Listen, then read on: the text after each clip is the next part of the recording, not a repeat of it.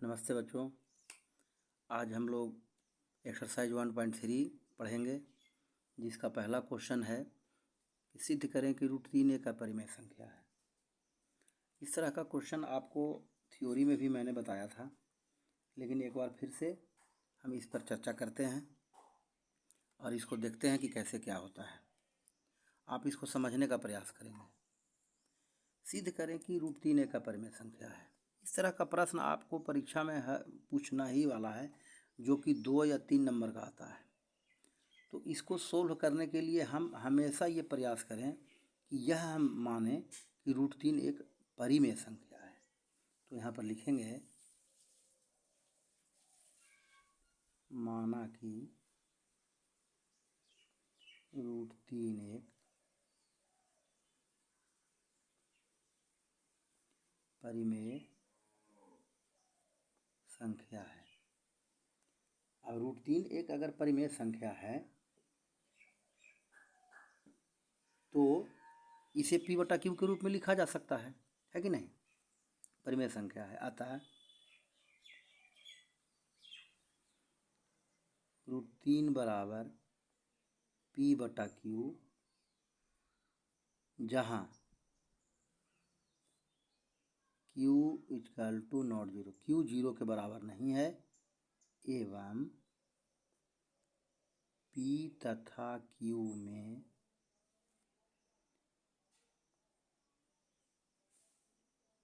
कोई उभयनिष्ठ गुणनखंड नहीं है।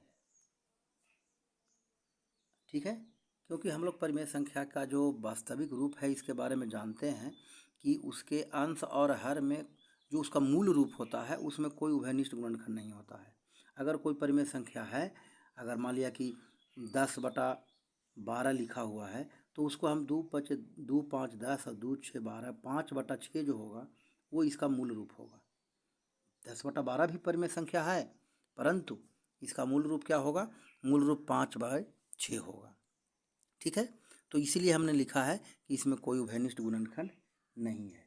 ठीक है, यहाँ पर तो तब क्या होगा? तब हम यह मान लेते हैं कि मान है ना, माना हुआ है, तो √3 बराबर P/Q। ठीक है, अब इसको देखते हैं हम लोग। इसको हम कैसे लिखेंगे? इसको यह लिखें कि दोनों तरफ वर्ग करने पर, अगर दोनों तरफ हम वर्ग करते हैं तो √3 का भी क्या होता है? √3 का स्क्वायर होता है और P/Q का भी क्या होगा? स्क्वायर होगा। जब स्क्वायर हो जाएगा तो यहाँ क्या हो जाएगा? यह 3 हो जाएगा और यह हो जाएगा P²/Q²। ठीक है, अब क्रॉस गुना, तिरछा तिरछी गुना जिसको हम लोग बोलते हैं, जो करेंगे तो यह हो जाएगा 3Q² बराबर P²।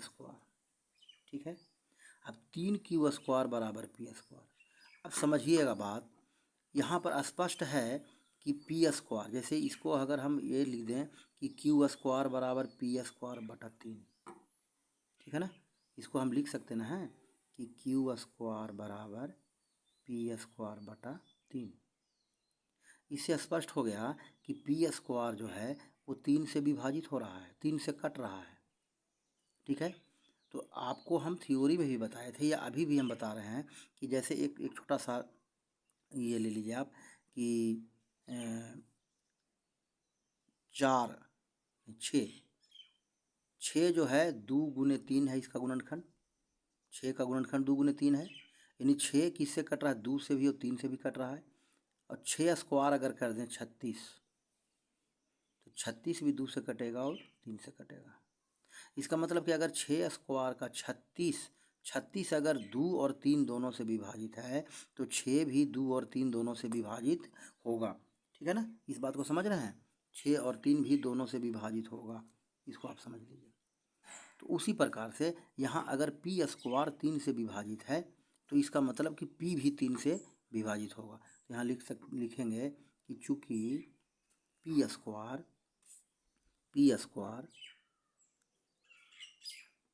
3 से विभाजित है, अतः P भी 3 से विभाजित होगा। ठीक है। पुनः इसको आप ले लीजिए। पुनः यहाँ पर लिखेंगे कि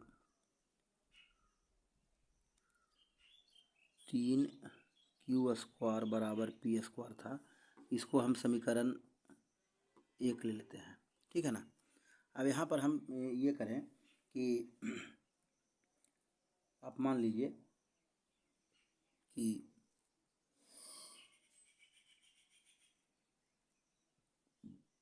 इस तरह से p² बराबर यानी p बराबर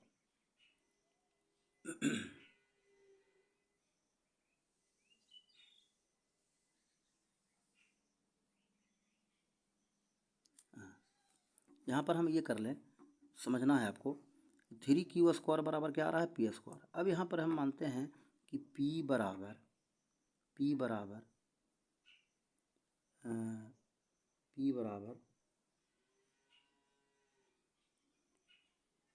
3m माना है ना, 3m माना p बराबर।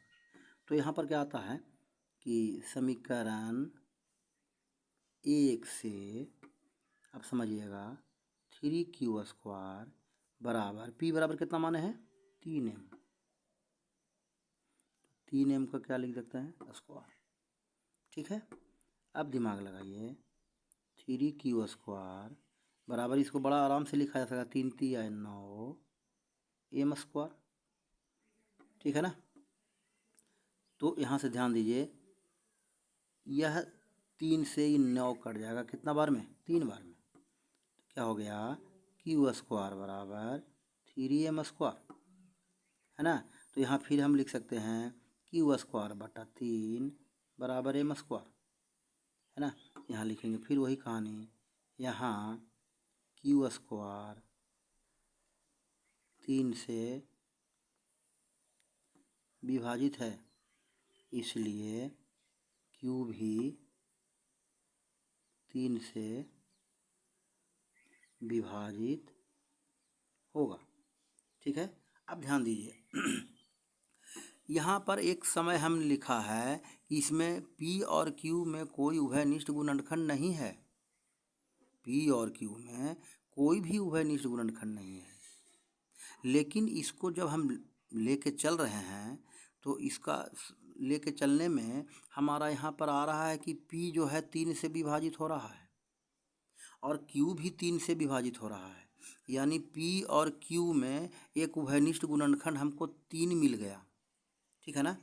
तो ये दोनों क्या हैं, ये दोनों सही नहीं हो सकते हैं। यहाँ पर विरोधाभास आ रहा है। p और q में कोई भी उभयनिष्ठ गुणनखंड नहीं है, लेकिन यहाँ p और q में उभयनिष्ठ गुणनखंड मिल रहे हैं। यह विरोधाभास कब हो रहा है, यहाँ पर लिखेंगे कि चूंकि p एवं q में कोई भी उभयनिष्ठ गुणनखंड नहीं है, कोई भी उभयनिष्ठ गुणनखंड नहीं है। ठीक है। परंतु यहाँ विरोधाभास है, अतः मेरा मानना गलत है। इसलिए √3 एक अपरिमेय संख्या है। ये साबित हो गया। ठीक है। हम इसी तरह का एक प्रश्न और हम लोग सोल्व करते हैं। ठीक है ना। एक प्रश्न और हम सोल्व करते हैं इसी तरह का, और अपने स्तर से सोल्व करने का प्रयास करते हैं उसको।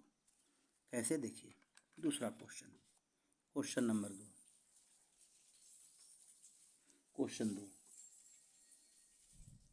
क्वेश्चन 2 है, सिद्ध करें कि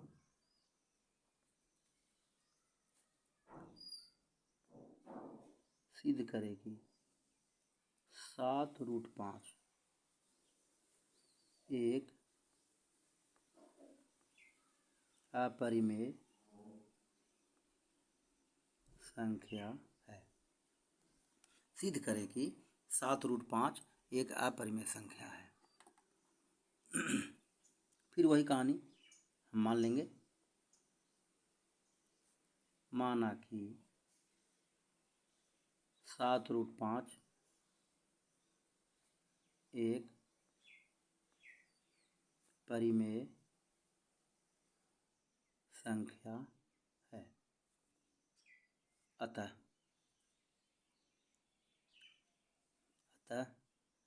7√5 बराबर P/Q, जहाँ Q 0 के बराबर नहीं है एवं P तथा Q में कोई उभयनिष्ठ गुणनखंड नहीं है। ठीक है, P और Q में कोई भी उभयनिष्ठ गुणनखंड नहीं है। इसको देखिए, हम लोग अपने स्तर से दूसरे तरीका से हम लोग इसको सिद्ध करने वाले हैं, किताबी तरीका से नहीं। इसको थोड़ा सा दिमाग लगाने की आवश्यकता है, बहुत आसान तरीका है। अब देखिए, ध्यान दीजिएगा, 7√5 बराबर P/Q हम लोग कर चुके हैं। ध्यान दीजिएगा, 7√5 बराबर P/Q। ठीक है। अब ध्यान दीजिए, इसको अगर हम कर दें कि √5 बराबर 7, इधर क्या है गुना में, इधर आएगा तो क्या हो जाएगा भाग में, P/Q भाग 7। समझ में आ रहा है? एकदम आसान तरीका से हम आपको बता रहे हैं, जो कि आप बहुत आराम से समझिएगा।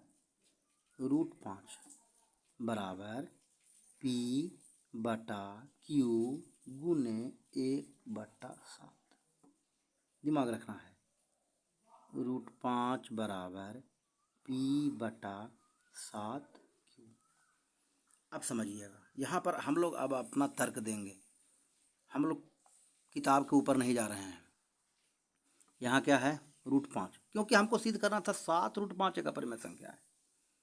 हम लोग पहले सिद्ध कर चुके हैं कि √2, √3, √4, √5, √7 है ना, अपरिमेय संख्या है। इसको सिद्ध करने की आवश्यकता नहीं है। √5 एक अपरिमेय संख्या है, इसको मैंने सिद्ध कर चुका हूँ, पहले से सिद्ध हो चुका है ही। आप भी सिद्ध कर चुके हैं कि √2, √3, √5 एक अपरिमेय संख्या है। अब यहाँ ध्यान दीजिए, P/Q, यहाँ पर स्पष्ट पहले ही है कि P और Q क्या है, P और Q क्या है, पूर्णांक है। P तथा Q कोई उभयनिष्ठ गुणनखंड नहीं है एवं यह एक पूर्णांक है। इसको लिखना भूल गए थे। P और Q क्या था, P और Q एक पूर्णांक है, तो P भी पूर्णांक है और Q भी पूर्णांक है, तो P/Q एक क्या हुआ, परिमेय संख्या हुआ, है ना। इसको कह सकते हैं कि P/Q एक भिन्न भी है। अब उसमें हम 7 क्या है, पूर्णांक है। अब ध्यान दीजिए, यहाँ एक अपरिमेय संख्या और उसके बराबर में एक क्या है, भिन्न है, या एक परिमेय संख्या है कि नहीं। यहाँ अपरिमेय संख्या और यहाँ एक परिमेय संख्या। लिख सकते हैं कि चूंकि √5 एक अपरिमेय संख्या है,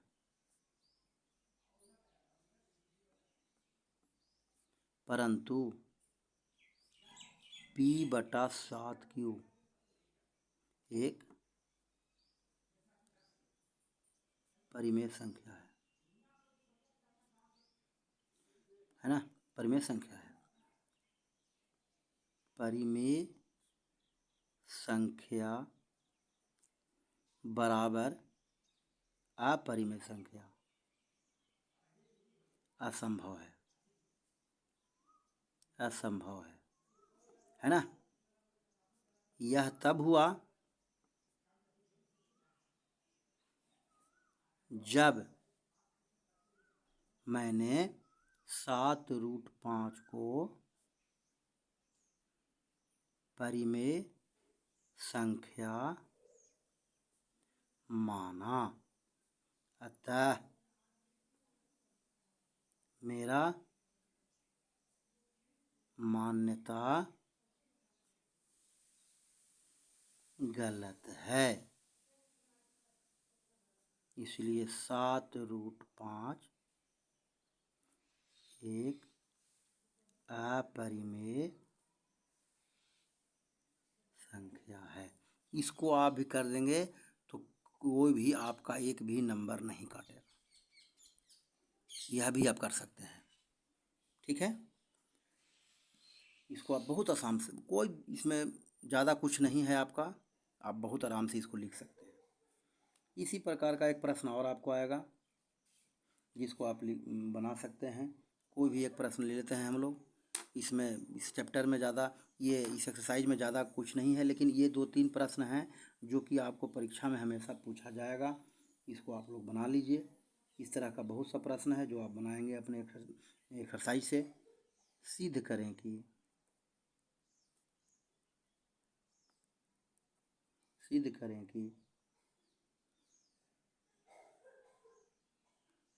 3 + √5 एक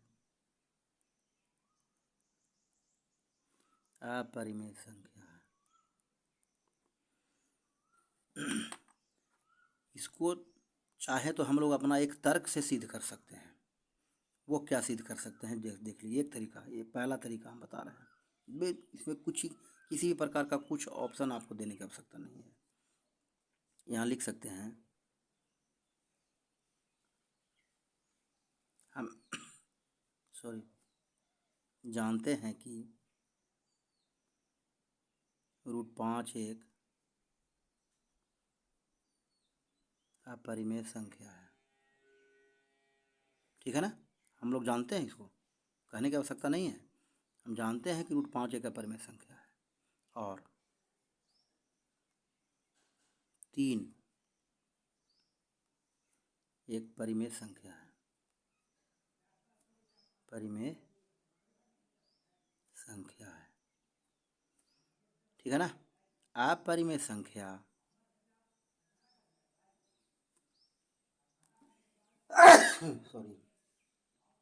अपरिमेय संख्या और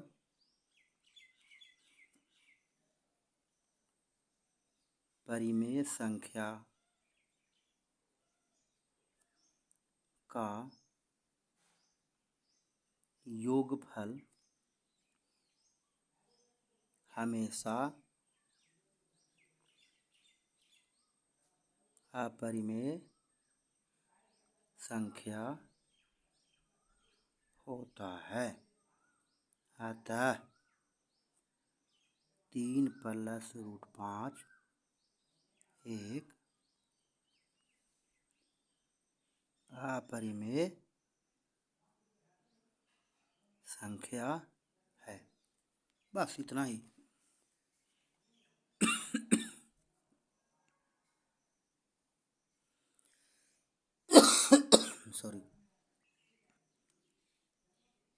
अपरिमेय संख्या है। इस तरह का प्रश्न आप कर सकते हैं, बना सकते हैं। आज की कक्षा में बस इतना ही। अगली कक्षा में फिर हम मिलेंगे। धन्यवाद।